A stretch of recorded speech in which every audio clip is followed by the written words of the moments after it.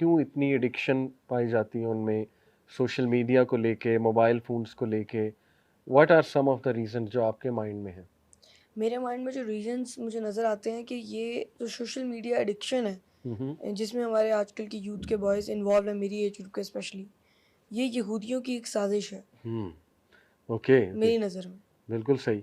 वो तो देखें बहुत अरसे से आप इसको यहूदी साज़िश कह लें या इसको आप इस तरह से भी कह सकते हैं कि देखें there have always been 2 group of people. एक जो अल्लाह वाले हैं, एक जो ज़ाहिर है शैतान वाले हैं।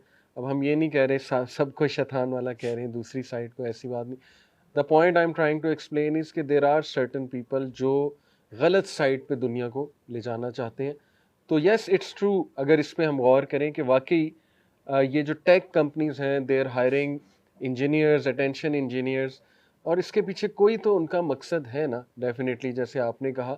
इसके अलावा आपके माइंड में जो है वो क्या आती है इसकी रीज़न कि वो बन क्यों गई? चलें, एक तो है कि साज़िश है, लेकिन वो एडिक्शन क्यों बन रही है हमारी यूथ की? देखिए, मैं उसी पे बात करूँगा कि वो जो दूसरे लोग होते हैं, वो अपने जो यूथ होते हैं बेसिकली, वो अपने बच्चों को, अपनी यूथ को हॉर्स राइडिंग, या आर्चरी वगैरह, स्विमिंग ऐसी स्पोर्ट्स में इन्वॉल्व करते हैं एक बहुत अर्ली एज ग्रुप से। Right, right. लेकिन वो हमारी यूथ पे, मुस्लिम यूथ पे ये सोशल मीडिया की एडिक्शन को इम्प्लीमेंट करते हैं। वो हुँ, चाहते हैं कि एक जो मुस्लिम मिल्लत है वो आगे तरक्की ना करे। Very interesting. लेकिन इंसान के कंट्रोल में होना चाहिए कि वो हुँ, कैसे कर सकता है। हुँ। बिल्कुल, क्योंकि एक चीज़ आप नोट करें रोहेल कि पाकिस्तान में बहुत सस्ता है इंटरनेट। दिस इज़ समथिंग जो एक थॉट प्रोवोकिंग बात है। मैं 3-4 कंट्रीज़ पे रहा हूँ, मुझे तो इतना सस्ता पैकेज कहीं नहीं मिला। और जो टिकटॉक पे हो रहा है, अल्लाह माफ़ करे जिस तरह, तो यस कभी-कभी लगता है कि यार ये प्लान्ड है सब कुछ, स्पेशली जो मुस्लिम कंट्रीज़ हैं। तो ये बड़ा थॉट प्रोवोकिंग पॉइंट इन्होंने बताया है। आपके ख़्याल में हंज़ला आपका एज ग्रुप क्यों इतना ज़्यादा अट्रैक्ट होता है? पीयर प्रेशर है, फोमो है, fear of missing out, what is that? So yes, I think कि एक स्पोर्ट्समैनशिप का जो एक मेजर रोल है ना, I don't see that in my age group. Okay. When you go in sports और आपको, जैसे उन्होंने कहा कि गोल्फ में बहुत गर्मी बारिश वगैरह, you don't have to deal with that हुँ। इजीली। आप उससे बचो, घर पे बैठो, दोस्तों को बुलाओ जी, ऑनलाइन आओ, गेम खेलते हैं, हुँ, 3 घंटे खेला, आराम से उठ के चले गए, राइट, कोई राइट। स्पोर्ट्स खेलने की ज़रूरत नहीं है। ऑल्सो हुँ, मोस्टली पाकिस्तान में ऑब्वियसली गर्मी ज़्यादा होती है, हुँ, no one wants to deal with that, नहीं क्यों राइट, खेलें, इतनी गर्मी राइट, है, right. Yes tomorrow tomorrow tomorrow इस तरह करके फिर हुँ। स्पोर्ट्समैनशिप फैक्टर जो है इट्स एब्सेंट। यानी वो एब्सेंट हो रहा है, इस वजह से लोग एडिक्ट हो रहे हैं डोपामाइन लाइफ़स्टाइल, क्योंकि इट्स ईज़ियर, इट्स एक्सेसिबल, और उसमें एक वो प्लेज़र भी है, सीधी-सी बात है। Yes, the wrong path is the easier one. या That's always. basically what social hmm, media does. Very interesting माशाल्लाह। What do you think?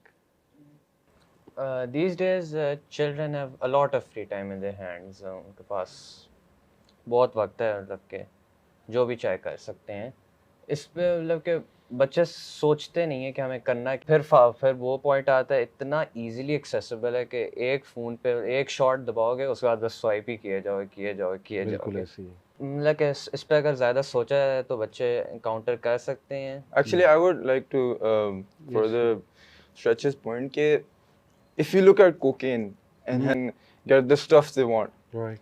this thing हमारी घरों में है, हमारे पॉकेट्स में हर वक्त, हम जब भी चाहे निकाल लें, and it's कन्वीनिएंट, या convenient है और बहुत addictive है।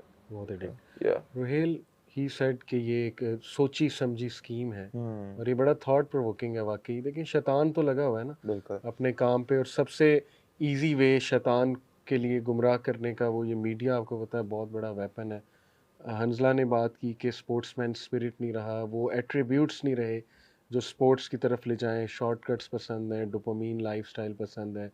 और सलमान सलमान ने बात की कि कन्वीनियंट बहुत हो गया है, और एल्गोरिथम भी जो होता है या ना, वो सीधा मतलब कि चाइल्ड आजकल के जो यूथ है वो जिसमें इंटरेस्टेड है वो उस पे ही रिकमेंड करता है। ऐसी आप ऐसी यूट्यूब के रिकमेंडेड सेक्शन है जो, और फिर बहुत लाइक अल्यूरिंग है, अट्रैक्टिव है कि सही, बस आप देखना शुरू कर दो। बिल्कुल सही। तो डू यू एग्री कि ये है, या इस आप समझते हैं कुछ और भी रीजंस इसकी? No, I think they're the youth, they're the most honest and they cannot be wrong. इनको तो यही challenges face हो रहे हैं. असली में जो आपने बात की ना शैतान की, हमें कभी को ये भी समझना चाहिए कि शैतान has more experience than all of us. Yeah. He's been there from the start. He's seen the Industrial Revolution. He's seen the Renaissance. He's been through it all. So he's a very wise opponent. Yeah, yeah. And we need to do our best to defend ourselves from him. And our deen gives us lots of solutions. लेकिन जो आप बात कर रहे थे ना social media की, जो ये बात कर रहे हैं, असली में जो I think you used a very interesting term, attention engineers. Yep. Is that what you said? Attention Yes. engineers. So I was studying the algorithms जो इनके होते हैं सोशल मीडिया के, और एक बहुत स्केरी इनका एल्गोरिदम बन गया है. जब लैब के अंदर रैट्स के साथ एक टेस्टिंग करते हैं ना, there's a term used as intermittent gratification. Intermittent gratification ये होती है कि वो हर एक्ट के बाद एक लैब रैट को एक रिवॉर्ड देते हैं, कैंडी देते हैं, ट्रीट देते हैं, Right. और फिर उसको एक थोड़ी देर के लिए वापस वो एक्ट करवाते हैं. तो when the rat is doing the act, it's not enjoying it, but subconsciously it knows that there's a candy at the end of it. And they have taken that experiment and Subhanallah. placed it on our algorithms. Wow. क्यों? हमारे social media पे notice करेंगे आपको हर video अच्छी नहीं लगेगी, ठीक है? आपको let's say my algorithm will be 4 cricket videos and then the 5th Muhammad Ali Bhai podcast, you know? So the 5th one I like, right? And these 4 I'm not enjoying, but I'm watching them because subconsciously मुझे पता है कि आने वाली है, आने वाली है, आने वाली है, और इसमें मैं scroll करता जा रहा हूँ, and then finally Muhammad Ali Bhai shows up.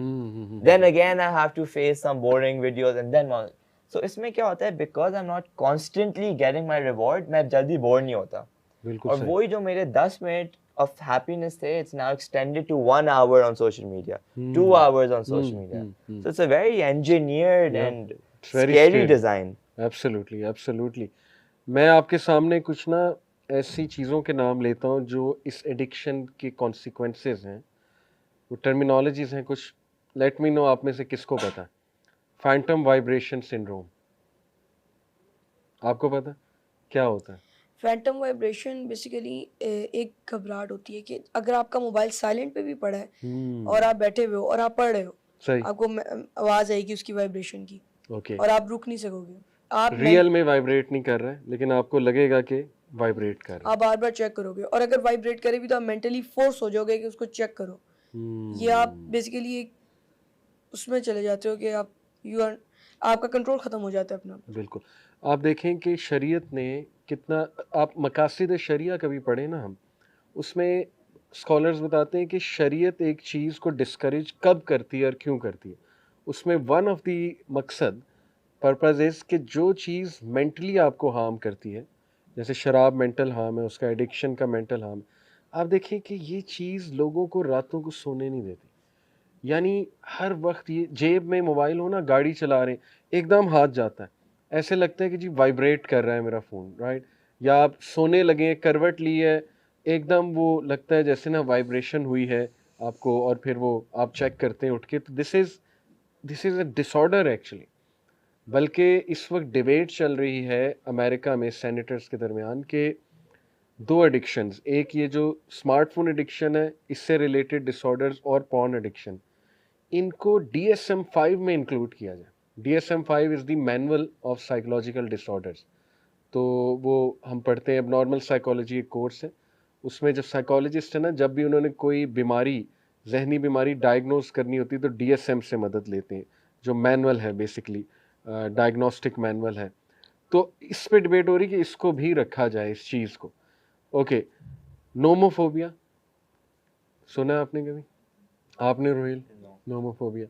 Nomophobia जो है, it is also well recognised disorder. Nomophobia है कि आप फ़ोन के बगैर रह ही नहीं सकते. यानी it has to be part of you. आपने लेटना है तो फ़ोन को यहाँ रखना है, ठीक है, यहाँ से नीचे ना जाए. ओके. आपने बैठना है तो यहाँ होना चाहिए.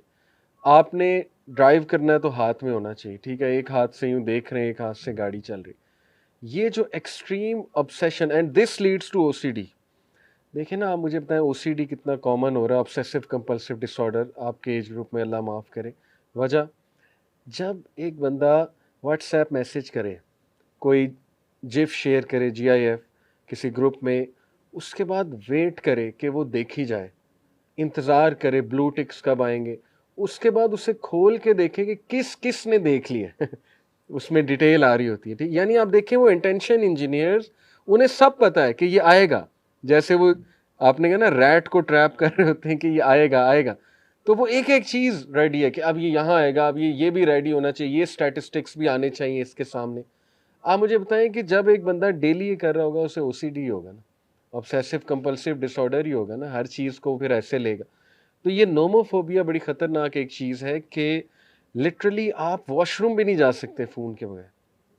इस किस्म का ये एक है कि चलो लोग कभी ले जाते हैं, जैसे पहले न्यूज़पेपर पढ़ते थे वॉशरूम में, आप फ़ोन कभी कभी ले जाते हैं, लेकिन ये कि इसको आदत बना लेना। वॉशरूम कोई अच्छी जगह तो नहीं है ना, वहाँ पे कोई अच्छे थॉट्स तो नहीं आएंगे, हम तो दुआ पढ़ के वहाँ पे एंटर होते हैं, अल्लाहुम्मा इन्नी औज़ु बिका मिनल खुबुसी वल खबाइस। तो ये इस तरह हमारी लाइफ का पार्ट बन गया, जिस्म का हिस्सा। ट्रस्ट मी कि मैं एक टीनेजर की काउंसलिंग कर रहा था, 17-18 ईयर, और उसने मोबाइल जो है ना नहीं छोड़ा। मैंने उससे कहा उधर रख दो, उधर रख दो, नहीं, उसे एंग्जाइटी होती थी। तो ये जो एंग्जाइटी है ना, एक्सट्रीम एंग्जाइटी, ये नोमोफोबिया। और इसका टेस्ट ये है, अगर आपने चेक करना है आपको है कि नहीं, अल्लाह माफ़ करे, कि आप रात को अपना मोबाइल फ़ोन दूसरे कमरे में चार्जिंग पे लगा के सो जाएं, और आप देखें आपको नींद कैसी आती है, ठीक है। तो उससे पता लग जाएगा कि ये कितना है। तो ये भी बड़ी डेंजरस चीज़ है। ओके, फोमो, FOMO, आपने तो सुना है? सुना है, एक्सपीरियंस किया है, जिया है, सब कुछ। आपको FOMO, इसका पहला वर्ड बोल देता, फियर, OMO। फोमो जो है बेसिकली, फोमो भी एक मेंटल डिसऑर्डर है। पहले इसको बता दें, इसकी एब्रीवेशन से मीनिंग क्या है? Fear of fear of missing out. Missing out. ये क्या है? फियर ऑफ मिसिंग आउट यानी कि अगर फॉर एग्जांपल आपके कोई भी जानने वाले हैं, कहीं पे भी गेट टुगेदर कर रहे हैं और आप इनवाइटेड हैं, तो आप बार बार उसके बारे में बताएंगे कि मैं इनवाइटेड हूँ, मैं यहाँ हूँ, नहीं। बेसिकली एक डर है कि क्या मैं ट्रेंड फॉलो कर रहा हूँ या नहीं, मैं पीछे ना रह जाऊँ। और इसके चक्कर में आप, यानी अगर एक जो सॉन्ग है वो Right. टिकटॉक पे ट्रेंड कर रहा है और आप नहीं करते, तो आपको एंग्जाइटी शुरू हो जाएगी। क्या वेरी नाइस, वेरी नाइस। बिल्कुल, बहुत अच्छा आपने एक्सप्लेन किया है। इससे रिलेटेड है shiny object syndrome. As the name suggest, you go after every shiny thing, यानी ट्रेंड्स, हैशटैग्स, और अगर आप नहीं करोगे उसको तो आपको जो है ना वो एक आप कह लें ऑब्सेसिव कंपल्सिव डिसऑर्डर हो जाएगा कि मैं क्यों नहीं कर रहा, और एंग्जाइटी होने लगेगी। खाना खा रहे हैं तो पिक्चर क्यों नहीं खींची, राइट, या कहीं गए तो चेक इन क्यों नहीं किया। तो ये बेसिकली जो है ना, this is fear of missing out.